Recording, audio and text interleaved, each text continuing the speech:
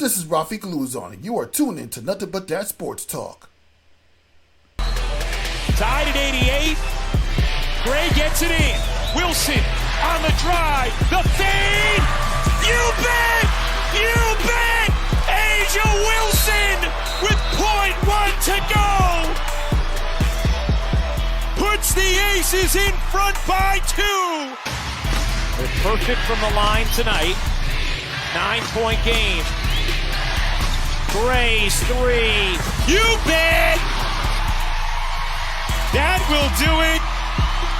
That's 3 of a kind for the Las Vegas Aces. WNBA champions for the 3rd time in 4 years. A dynasty declared.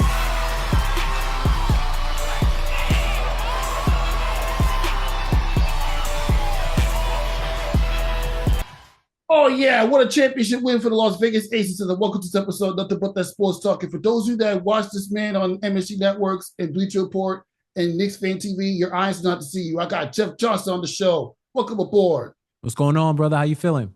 Feeling great. I mean, it feels like yesterday we met at 24 New York. You see the culture there. You see the culture everywhere in New York sports, especially with the NBA season coming up. And we fresh out the Aces win 3 championships in 4 years.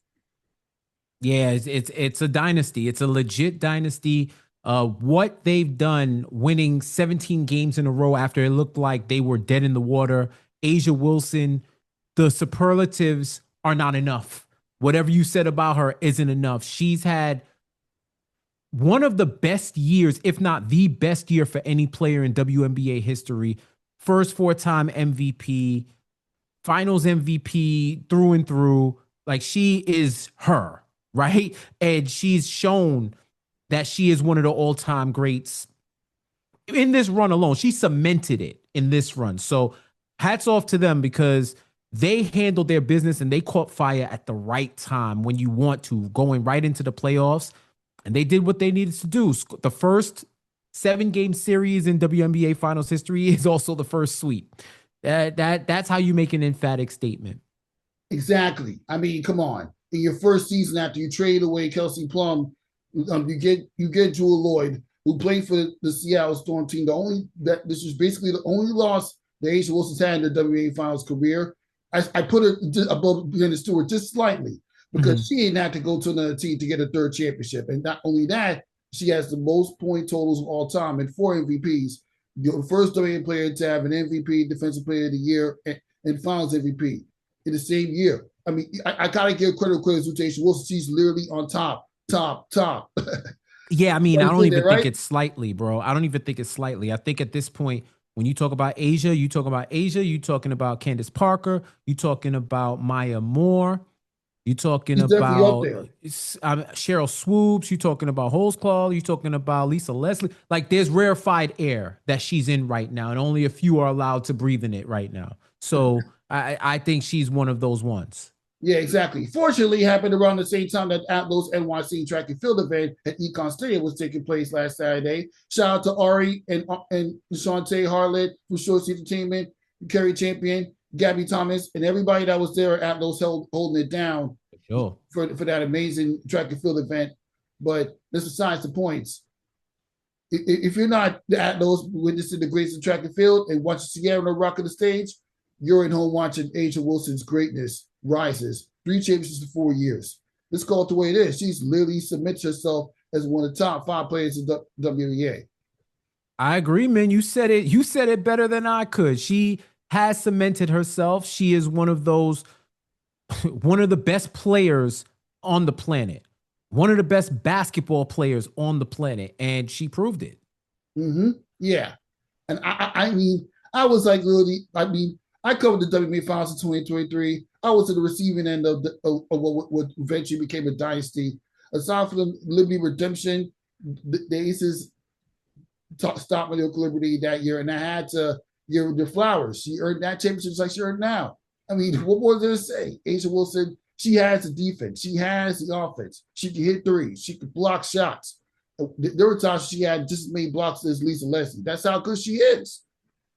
Yeah, and I think we were getting to a point where she was being underappreciated and not as celebrated as she should have been.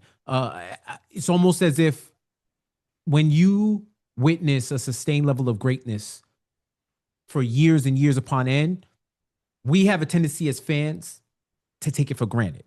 Mm-hmm. And I think these type of years, these y'all must have forgot type years that the athletes have, is a reminder to remember that you are in the good old days right now of some elite players that you are watching, and we are in the good old days in the present of A'ja Wilson. And she ain't slowing down. That's the wildest part.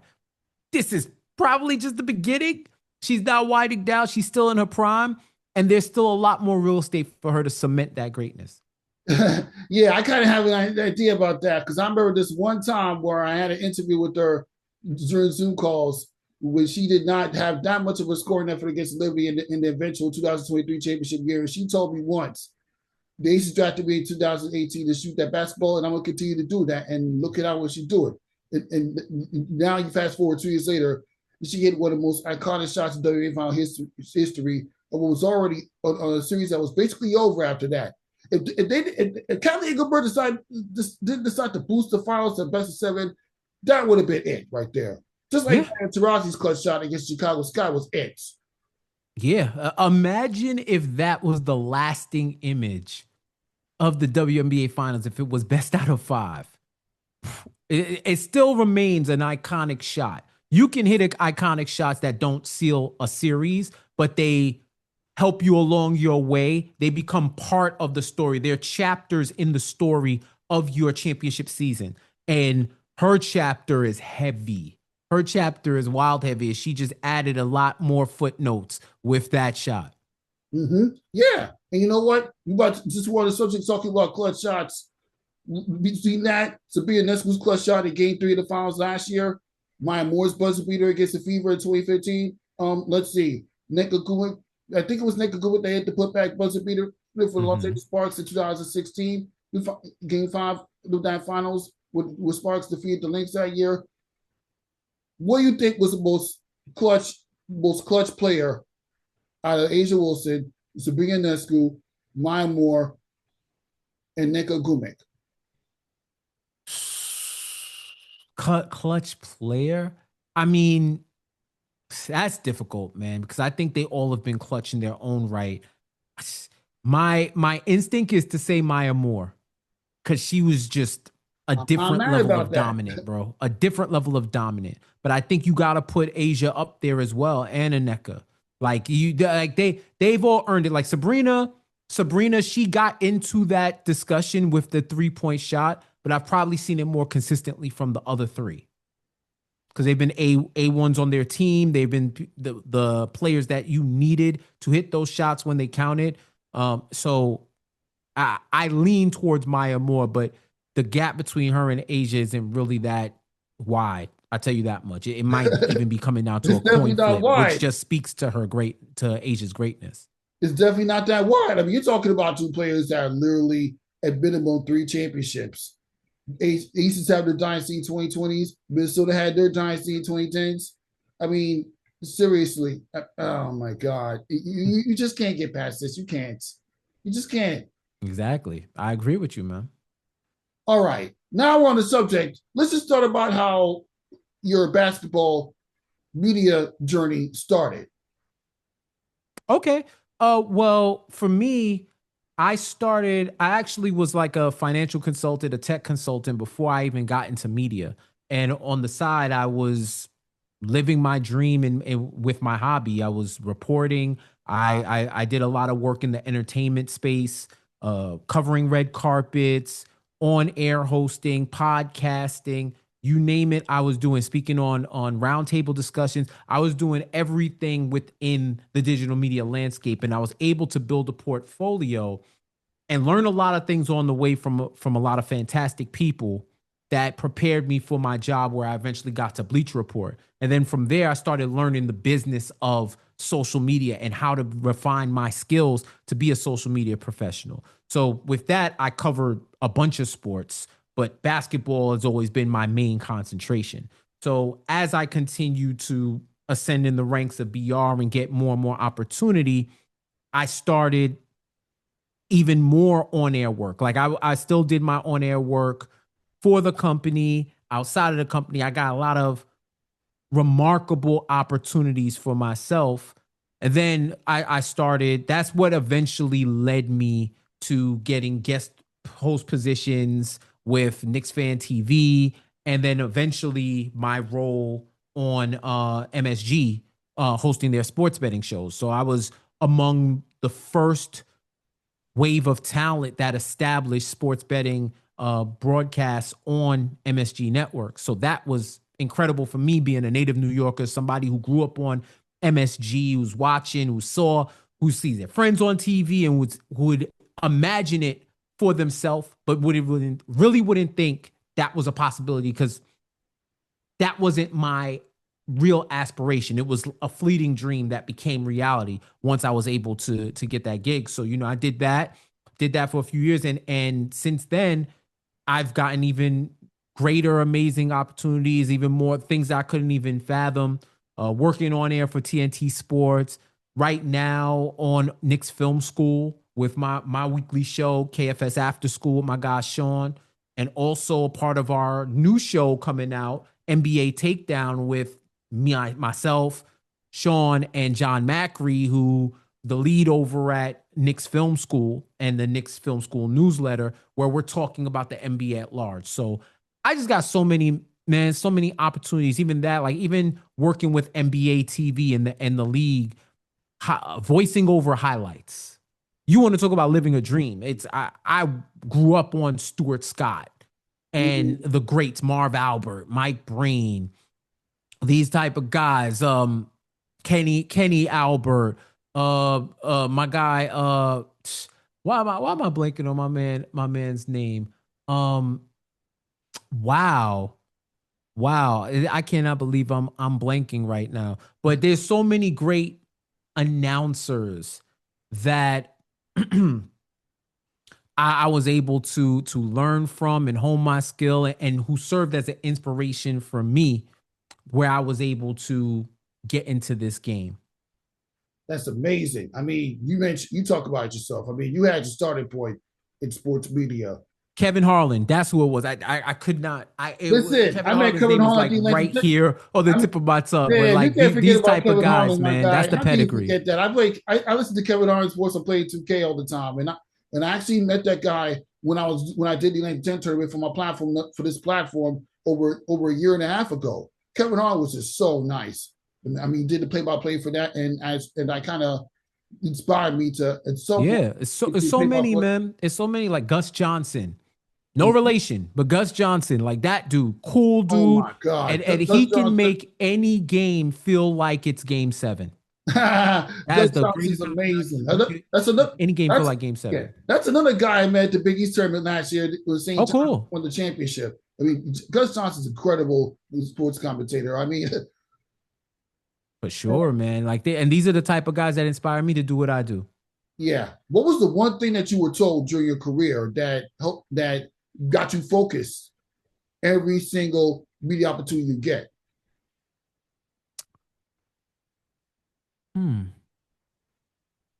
One thing that I was told that helped me to get focused was probably that something I would tell myself. Anytime you create content, you are making a first impression. There's somebody who is going to hear your voice for the first time, see you for the first time, watch your content, listen to your analysis, hear your thoughts on whatever it is you're talking about. So that should be the motivation to approach anything that has your name on it with a certain level of care and diligence, so that you're putting your best foot forward. You're doing the best you can. You may not succeed, you may stumble, but at least you will not sit with the regret knowing that you could have done better, but you chose not to. There's a great Stoic quote by Marcus Aurelius where he says, you could be great today, but you chose tomorrow. And that's something that I carry with me, especially when I'm creating content of any kind.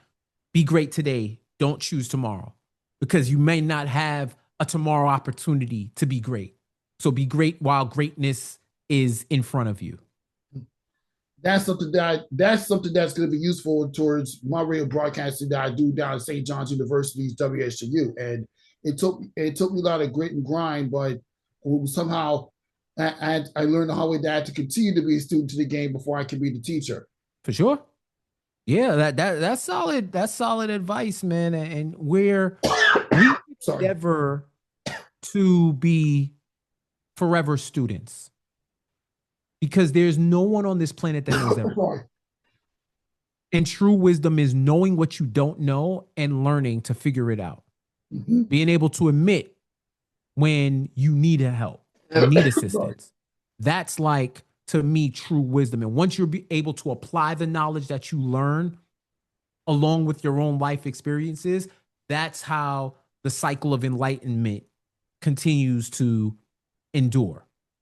It's through those learnings and through those opportunities to learn. I love learning, and I try to learn something new every day because it keeps my mind in great cognitive health. It challenges me to problem solve and to look at situations from different lenses so that I can find a unique perspective. And I think those things are what help me in my day-to-day. Exactly. That's something you have to. Oh, sorry, my voice. No, you're all good. Yeah, sorry about that. Give me 1 second. All right, I'm back now. I'm sorry about that. My voice got a crack. Nah, you're all good. I mean, yeah, now I'm starting to. I mean, let's just say I've got a sense of knowing what it's like to do two different on-air positions from doing play-by-play at a game related today to now jumping on the podcast, making time for you. You can tell my voice is kind of like taking effect when you do. Drink a lot of tea, bro. Drink a lot of tea. Keep your vocal I drink tea all the time, hydrated. so trust me. Trust me. I mean, I have an instance where I'm doing play-by-play demos. My voice is kind of burnt. My voice just gets burned out. Oh man, because you have to take your voice up a notch when the most high plays coming around. Yeah. It's an exercise. It's similar to going to the gym and working out, and you working out different body parts. You got to know when you should leave some reps on the table, when you don't have to overexert or create hypertrophy with your muscles. It's similar to that, and even with your vocal cords, those are muscles as well. So you got to make sure and keep them in proper maintenance. So the same way we should be drinking water and staying hydrated throughout our workouts, you got to stay hydrated with your vocal cords too. And sometimes you can't avoid it. You can't avoid it because you're in the moment and you're giving it all you got. You are living and experiencing the moment, and your voice may not be able to handle it. So, it's all about proper care. Yep, all about proper care. I mean, I've had days where I've done like literally 2 or 3 interviews at once. Woo, yeah. Right now, I'm even at a day where I told you what I was doing all day long, so I'm not repeating it. But that's besides the point. For sure, it's a process. Mm-hmm. You've done enough. You've been involved in this game long enough to know the process of building up your craft when you're having the mics right in front of you, and then doing work with people like Monica McNutt, CP Franchise, and Christina Williams from Girls Talk Sports TV, doing a phenomenal job covering the WNBA, bringing WNBA coverage that most people, even the women's sports fans, been striving for. Mm-hmm. Yeah. I have been blessed to work with them. Really, really blessed to work with them. And those are my contemporaries and people who I admire their work, and they inspire me to be better. And I think anytime working with them, it's a vibe. It's an excellent vibe. And these are the people and the group of people who you're going to be seeing as the current and future generations leading this media game. Mm-hmm. So, like I said, the good old days are now, and they will be in the future. Mm-hmm. Yep, it'll definitely be in the future. Since we're talking about the future of media, let's transition to something major that's going to happen, not just recent, just up and coming. As you already know, the NBA is going to have their new It's going to start the new broadcasting deal with Amazon Prime and NBC. I've had a chance to talk to Noah Eagle not too long ago to talk about his take on the NBA's return to NBC. You have been around basketball a lot. What have you always thought about the NBA and NBC broadcast? And what can fans expect from it this year? Well, there is immense nostalgia associated with my NBA and NBC experience. It was what was on when I was a kid. They were the broadcast partner. Anything from those 90 basketball era is something that I fondly remember. I think they've put together a tremendous crew of people covering the game, speaking about the game, producing the game.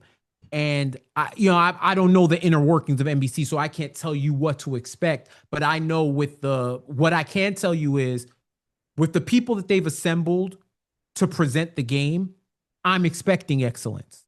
And I think you're going to get a change of pace from years past. You're going to get a change of pace, which is what you get whenever media rights flip. I just hope that they'll be able to treat those rights with care and we're able to get a good exhibition of the game. We're able to get a good NBA game experience from Amazon and NBC. Yeah, that's all we hope for. I mean, no Eagles people say thing. You don't know what it's going to look like until until the broadcast actually comes to fruition. I mean, you obviously got to teach it for a preseason game with the Bulls and Cavaliers and Peacock. That's still a bit of a taste what we're going to get when season rolls along. For sure. All about trying to adjust scenery when it comes to the basketball media landscape. Yeah. And there's something refreshing about being able to experience a sport in a different way. It breaks up the monotony. It leads to some level of unpredictability. You don't know what type of graphics they're going to use. You don't know how the new announced team is going to be on the call. So I lead with an open mind, and I'm just excited to see how they present. Mm-hmm. Yeah, when they present pretty well, it can lead to a lot of Emmy awards, like the trophy right behind you. Sure. You know what? To get on the subject, why don't you refer to that moment where you got to be an Emmy award-winning sports commentator? I mean, it was exciting, and shout out to the team. We were able to win this Emmy. It was for our marketing campaign around the show, where we were pretty much actors showing off our different personalities that you would see when you watch the show. And all love to my team, my guy Sean Little, Alex Monaco, my guy Eric Coleman, Kyle Godwin, who was the mastermind behind the campaign that got us all trophies. So definitely them, Talea, Jure, the higher ups that were supporting us, and of course our production crew as well. Like, we all got together. They know how to do TV and to do TV well. And we were able to show folks a microcosm of what they could experience when they watch our shows and tap into our individual personalities and how we operate as a collective. And it was able to win an Emmy. And it's a proud moment in my life, because while I don't define my life by awards, I know that this is something that is a remarkable accomplishment that not too many people do. So I cherish it. I look at it, and it once again reminds me of where I've been and where I want to go. So it's literally a monument to the level of success and higher that I want to achieve. I ain't mad about that, especially since that mindset led to you being able to host a watch party for Game 1 of the NBA Finals with the Oklahoma City Thunder and the Indiana Pacers with the GOAT Bianca Pierce last summer. And I could only imagine the hype behind Tyrese Halliburton's game winner in Game 1. You wouldn't think it's Game 7, but no, it's Game 1. Tyrese Halliburton has had a lot of high plays during that run to the finals, but that took it up a notch when you and Bianca got to host a watch party for that moment. Yeah, it was a good culmination of the year. Of course, the Knicks fan in me would wish it was Knicks Thunder, but I get it. We still got a fantastic game, a game that was looking like a blowout early, and then the stupid finish alert went off, and we got a classic in game one. So, it's always good hosting with Bianca and the squad that put together the collective that put together the event. Like, I thought it was really dope, and I had an excellent time, man. I really did have an excellent time. Mm-hmm. Yeah, I could only imagine how excellent time it is. All right. Now, obviously, we know the Knicks are coming up. And as we mentioned, they were short of reaching the NBA Finals last year by 2 games when they ran to Indiana again. Right now, they're favorites by default because the other 12 teams behind them or expected to be behind them are dealing with injuries or they're kind of up and coming. But then again, it's only predictions. We don't know. But the Knicks are expected to reach the finals this year. What is that you're thinking about? Do you think they're going to actually reach the finals this time, or will they go between second or third round? I don't know. I know I it's too would early say to that tell, but based on what they were able to accomplish last year, the changes to the team, the improvements that they made, and their personnel, they have an excellent chance of reaching the finals for the first time since '99. They have an excellent chance. The beauty about sports are they're usually things that shock you in a regular season. There's probably a dark horse team in the East that nobody's thinking about that's going to emerge as an Eastern Conference contender. You don't know how that's going to happen with the Knicks. I do think, other than the Cavs, the Knicks and the Cavs are the 2 main favorites for the title. So they once again, they have a path in front of them. I don't think it's so much by default, because I do think they still would be considered a contender, even if Boston and Indiana had their 2 main guns. Boston was always switching up their team. Like, they were ready to implode. So I think all the changes that happened would have happened anyway. And Indiana would probably be favored even higher due to the last couple of years and what they've done. But I do believe that they have an excellent opportunity to go to the finals. I definitely have them slated in the Eastern Conference Finals, regardless of who they play. So they've made it known through the moves that they've made and the sound bites that you hear that it is finals or bust. So I'm intrigued to see how they approach the season with that mentality. exactly. That mentality only happens when you have a leader of Jalen Bronson.